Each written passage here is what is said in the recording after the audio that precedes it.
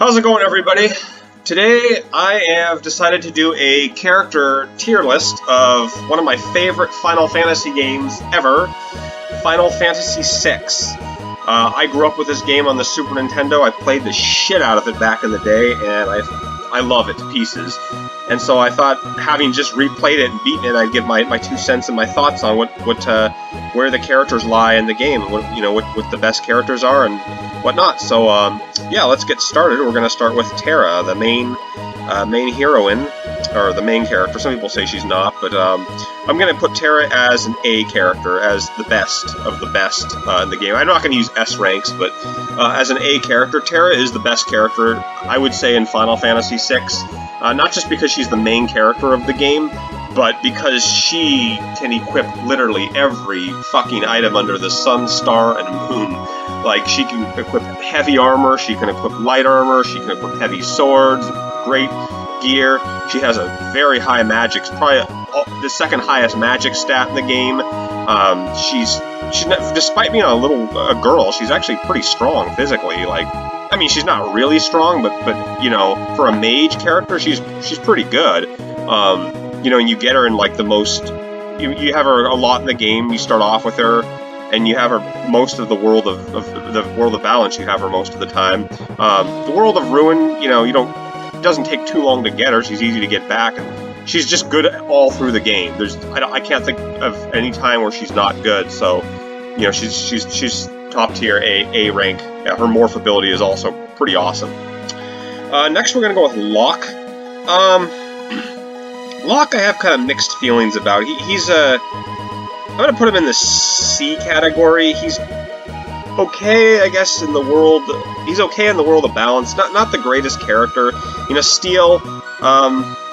It's good if you want to get items. He's a thief, but the funny thing about Final Fantasy VI is, unlike any other Final Fantasy game, Locke, he can equip heavy armor and, like, heavy swords, so that's pretty weird, you know what I mean? Like, most games, Final Fantasy Tactics, because I play that so much, thieves can't equip heavy armor at all. They're very limited, but Locke is just like I mean, he's like, just can equip everything. I think Locke is probably the best thief in any Final Fantasy game. He can equip a lot of heavy swords and heavy armor, so he's actually, you know, pretty good. And when you get the Valiant Knife in the World of Ruin, he's pretty good too.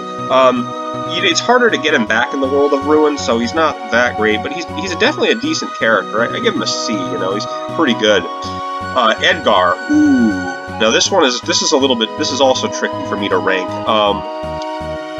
I'm gonna go with an A for Edgar, just simply because he is so fucking powerful in the world of balance. The entire time you have him, his tool set is so godly. Like drill, chainsaw, auto crossbow, bio. I mean, none of those tools, they cost nothing. They ignore defense. They're free to use. Edgar's almost like the Orlando of Final Fantasy Tactics, you know what I mean? He's so powerful with the tools. And on top of that, he can equip heavy armor and heavy swords and like all this other good shit. Not that he needs to, because his tools are so great. Yeah, by the end of the game, he's not that good because magic has become so powerful and his tools aren't good, but for the majority of the game, and like literally 3/4 of the game, he's just easily like almost the best character with his tools. Really, really, really broken. Sabin, I'm gonna give Sabin a B tier. Sabin's super powerful. He's the strongest character in the game, physically the best character in the game. His blitzes kick ass. I know in the Super Nintendo version, you have to kind of input them, and that can kind of trip you up sometimes. Unlike Edgar, whose tools always hit, you don't have to do anything. Sabin, you have to do a little more work, so I take some points off for that. His equipment could be a little bit better. You know, monks, as usual, they don't get the best equipment in the game, and I would say Sabin's probably got some of the least good equipment, but that doesn't take away from his awesome strength, his awesome, like, physical attacks, you know what I mean? He does really, really awesome damage. Yeah, so moving on, Cyan, yeah, he's a miserable fuck. Cyan sucks ass. Like, he's an F tier. I love the dude's samurai abilities. He looks like he'd be cool, but man, he's just, yeah, you know, where Edgar succeeds with his castles, Cyan kind of fails with his kingdom. His Bushido is so slow, his sword techniques, they're just not very good. He can equip heavy armor and stuff too, but he's slow. His magic stat's not very good. He's not even really an important character in the game, man, and I just don't like Cyan, and I don't think many people do like him. I just never seem to want to put him in my party whenever I get him. He's always, Sabin and Edgar always takes top spots over this poor fellow, so yeah, he's getting in the F tier. Sorry, Cyan. Gao. Gao's another tough character to rank because he's kind of one of those guys that can be really good if you know what to do with him, and I'm gonna put him in a C for that reason because he can be good or he can suck. Like if you get great rages, if you know how the rage system works, he's awesome. If you don't, he's absolutely terrible.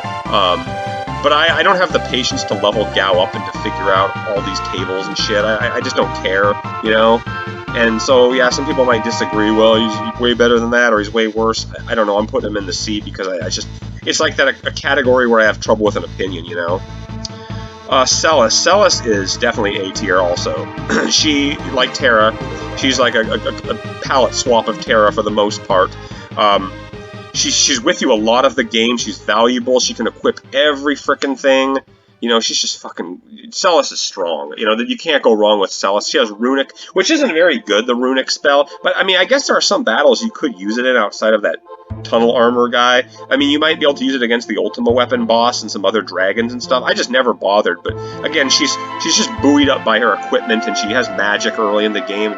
Plus she's kind of hot-looking, blonde hair kind of babe. That green leotard. I don't know if that's what she's supposed to wear, but yeah, Celes is not quite as good as Terra because, again, her magic isn't as strong, but she's just a slightly less version of Terra, but still an amazing character. Setzer, I don't like Setzer. I'm giving him a D. He's not the worst character, but slots are stupid. I've never found a reason to use them. I always get the rabbit Lego morph or whatever when I use him, so yeah, I don't know. His magic kind of sucks. He throws cards. There's nothing really good about him. I've never found a time to use him. So yeah, he gets a D. I don't know. If there's something about Setzer I don't know, maybe he's better, but I don't really care about him, His airship's awesome.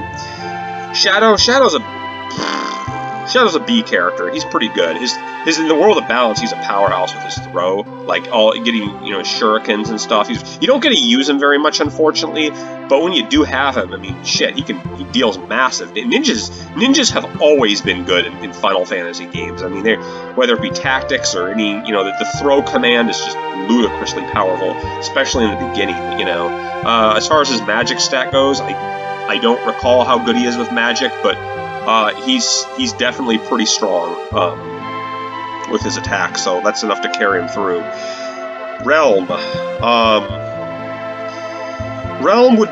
If this were just the end of the game, Relm would be an A tier easily because her magic is ludicrously strong. She has the strongest magic stat in the game. And a lot of people don't like her. I think she's really good. The problem with Relm is that you don't get her until so late in the game, and then you gotta build her up and all that. But if you have the patience, unlike Gao, Relm is more straightforward to build up, and she just destroys enemies right, left, slaughters it. Like in Kefka's Tower at the end of the game, she's so powerful. She'd be an A, but the fact that you get her late in the game, and Sketch isn't really good.